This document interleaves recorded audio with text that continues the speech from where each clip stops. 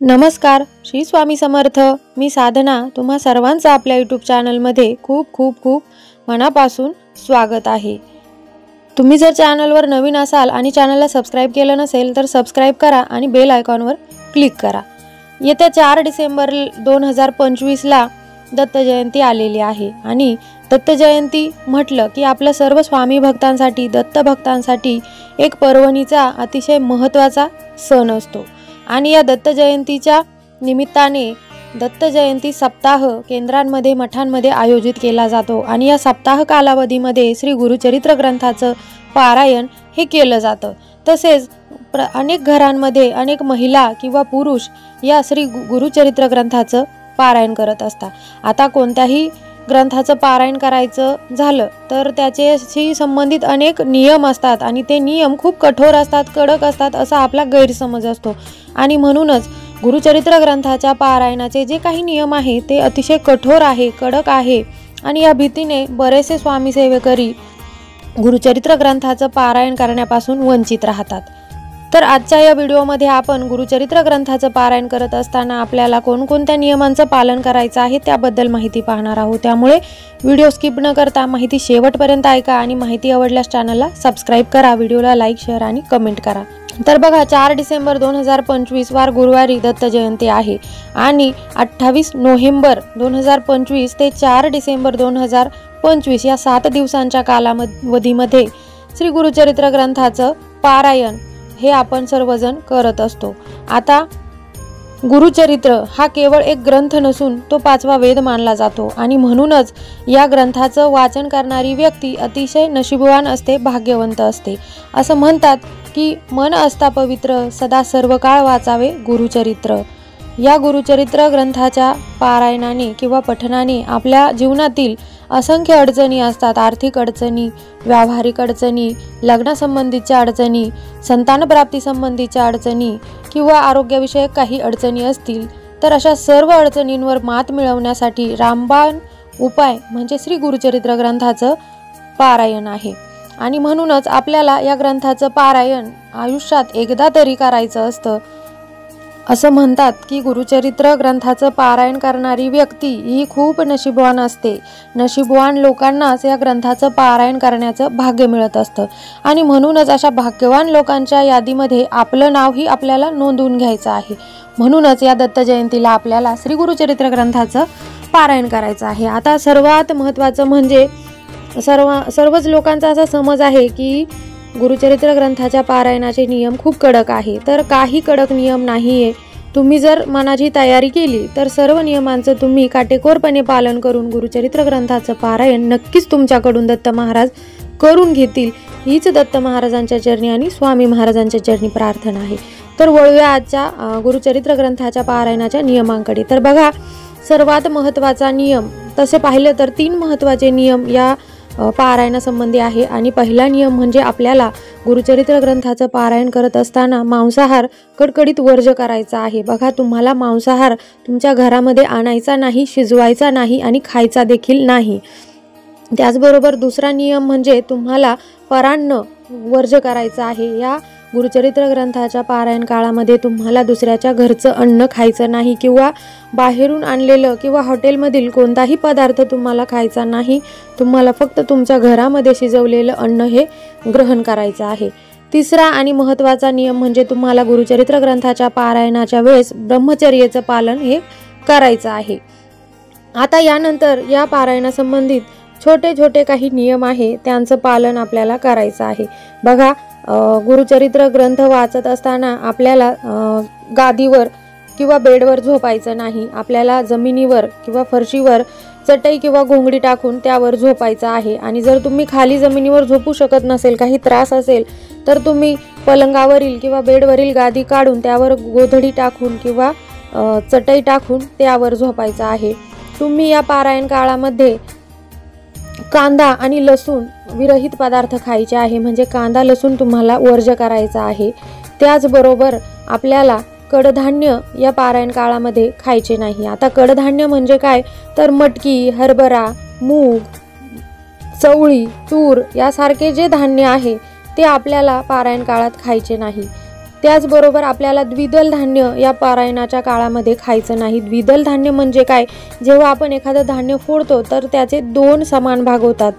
उदाहरणार्थ शेंगदाणे आपण जर फोडले तर त्याचे 2 समान भाग होतात। असं द्विदल धान्य आपल्याला या पारायण काळामध्ये खायचं नाही।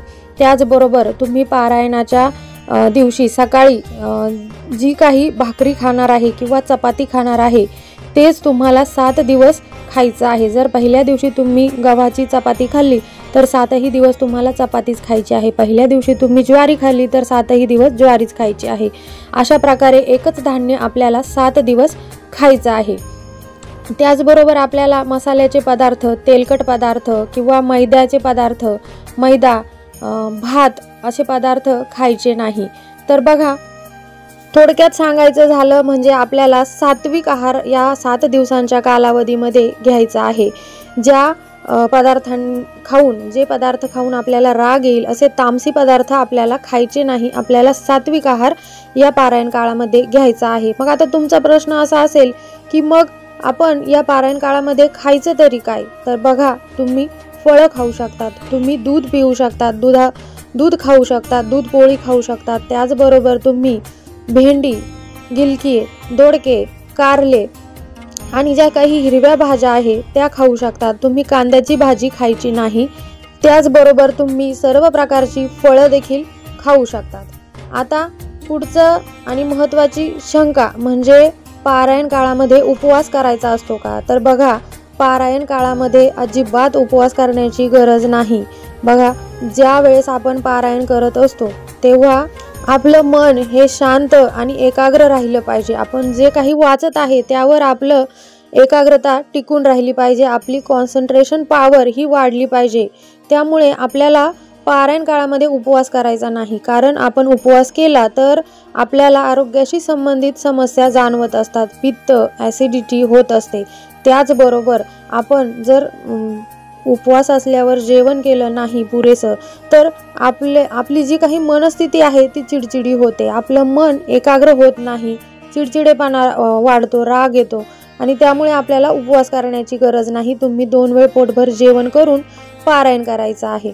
आता पारायण काळामध्ये तुम्हाला जी काही पूजा मांडणी केली असेल, गुरुचरित्र ग्रंथ तुम्ही पूजेमध्ये ठेवला असेल, त्या गुरुचरित्र ग्रंथाच्या पोथीला तुम्हाला दोन्ही टाइम म्हणजे सकाळ आणि संध्याकाळ दोन्ही वेळा आरती करायची आहे आणि नैवेद्य दाखवायचा आहे।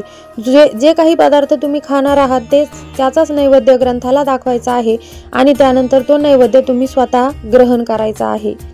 आता पारायण काळामध्ये वाचन करत असताना तुम्हाला खूप मोठ्या आवाजात वाचन करायचं नाही किंवा अगदी मनातच वाचन करायचं नाही। कमीत कमी तुम्हाला तुमचा आवाज ऐकू येईल एवढ्याच आवाजामध्ये तुम्हाला श्री गुरुचरित्र ग्रंथाचं वाचन करायचं आहे आणि वाचन करताना ताल सूर यामध्ये लयबद्धता असावी। खूप मोठ्याने किंवा खूपच हळू आवाजात वाचू नये। आता वाचन करायला एकदा बसल्यानंतर शक्यतो मध्ये उठू नये। एका दिवसाचे जे काही अध्याय असतील तुमचे तेवढे संपूर्ण अध्याय वाचल्याशिवाय उठायचं नाही। परंतु जर लहान मूल असेल किंवा अचानक घरी कुणी पाहुणे आले तर तुम्ही मध्येच उठू शकतात, परंतु नंतर तुम्हाला पुन्हा हातपाय धुवून शुचिर्भूत होऊन तुमचं जे काही वाचन पूर्ण राहिलं आहे ते पूर्ण करून घ्यायचं आहे।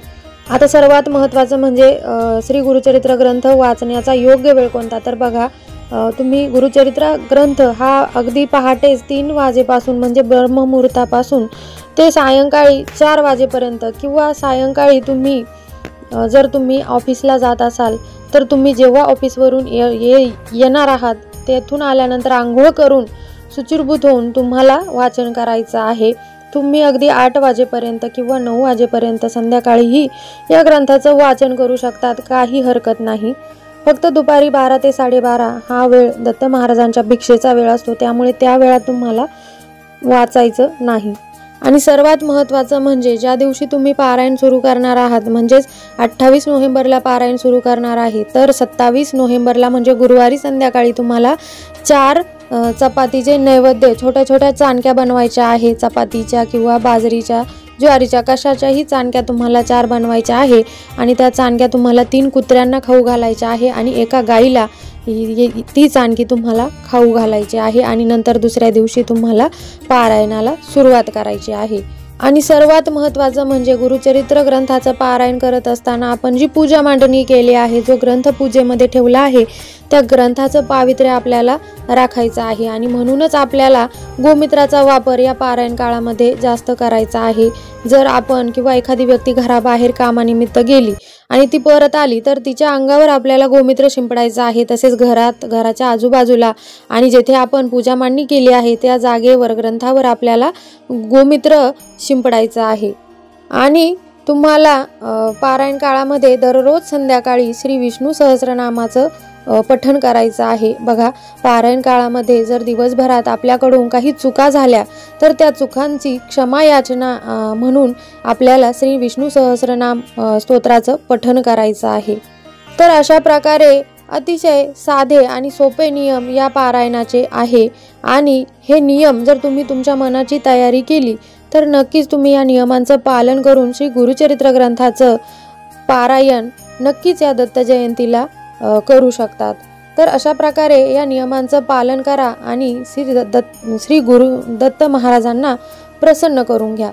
तर झालेली माहिती ही दत्त महाराजांच्या चरणी आणि स्वामी महाराजांच्या चरणी अर्पण करते आणि माहिती आवडली असेल तर चॅनलला सबस्क्राईब करा, व्हिडिओला लाईक शेअर कमेंट करा। पुन्हा भेटू नवीन माहितीसोबत, तोपर्यंत धन्यवाद। श्री स्वामी समर्थ।